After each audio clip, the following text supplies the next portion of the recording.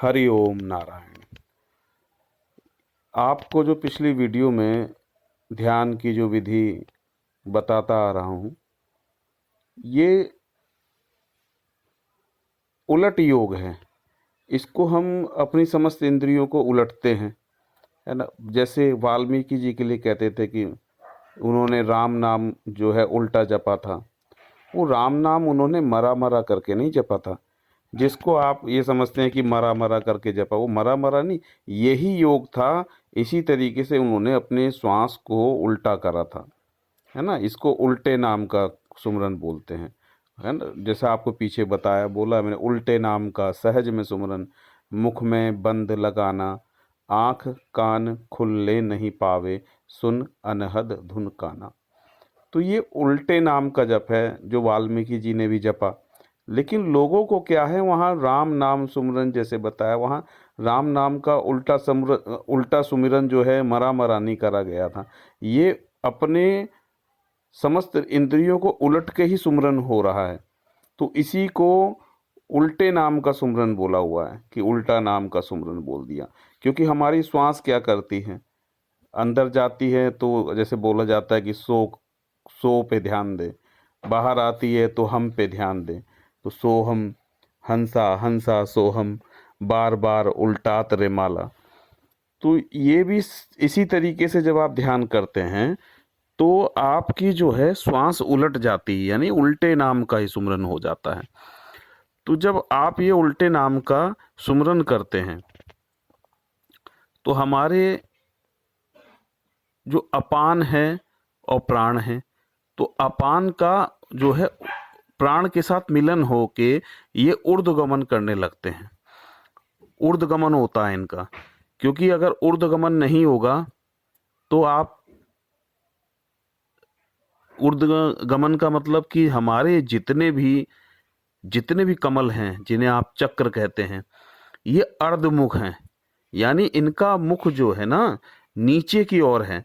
इनके मुख को ऊपर करने के लिए ही, क्योंकि जब ये विकसित नहीं होंगे, अभी ये नीचे मुंह करके हैं, तो इस क्रिया से क्या होता है, जब प्राण अपान मिलके आपकी यही क्रिया उलटती है, तो ये इन चक्रों को, इन कमलों को ये ऊर्ध्व में यानी कि उलट देते हैं।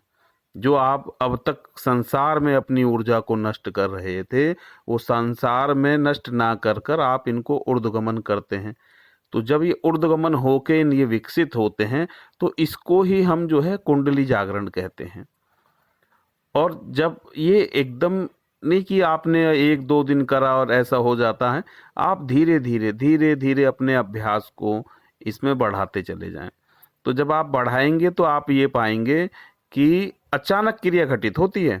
आप ये ना सोचें कि एक दिन दो दिन आप करें, अभ्यास करें, प्रभु के द्वार पर शरणागत होके उनके लगे रहें, प्रार्थना भी करें कभी कभी, हे प्रभु आप मेरे को जो है इस मार्ग पे आगे बढ़ाएं, आपकी कृपा से ही मैं आगे बढ़ सकता हूँ। उनकी कृपा होती है तो बहुत जल्दी भी घटित हो जाता है ना। और आपकी प्रकृति सात्विक है तो और जल्दी भी घटित होता है।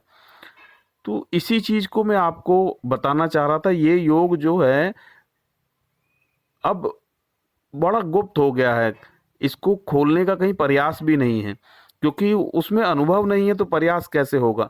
मैं आपको मेरे साथ जो जो अनुभव हुआ उसको धीरे धीरे अपनी तरफ से प्रयास करके मैं आपको बता रहा हूँ कि देखो ऐसे ऐसे ये योग होता है।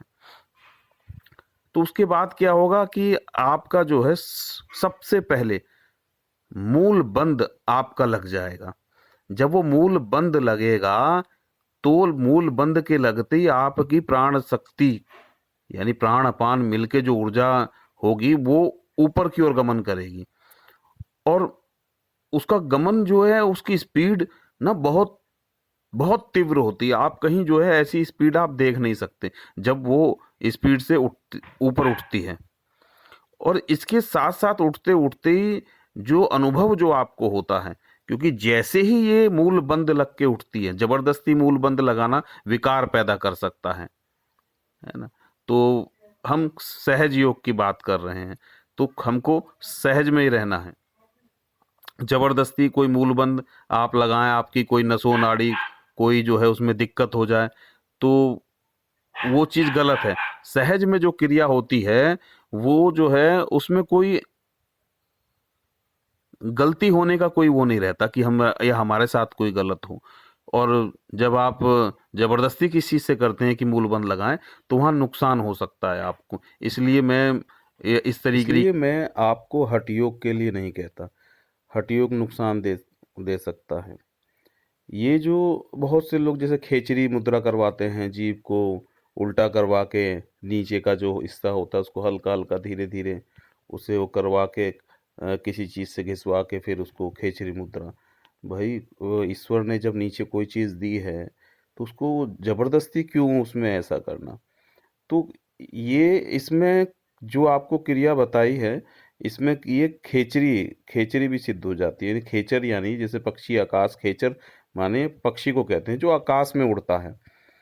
तो ये खेचरी मुद्रा को भी सिद्ध करता है ना। ये अगोचरी मुद्रा को भी आपकी अपने आप स्वतः सिद्ध होती हैं आगे चल के। तो इसमें मतलब आप ये मत समझे कि मुझे ऐसा नहीं मिलेगा, क्योंकि मन क्या करता है, अरे मुझे कुछ मिलेगा, नहीं मिलेगा, तब उस समय ध्यान करता है। तो ये आपके जब मूलबंध जो लगता है, तब आपकी जो ऊर्ध्वगमन होता है, ये जितने आपके धीरे धीरे कमल हैं उनको ऊपर की ओर खिलाता चलता है। तो इसमें क्या होता है, सुगंध आने लगती है। हरि ओम नारायण हरि।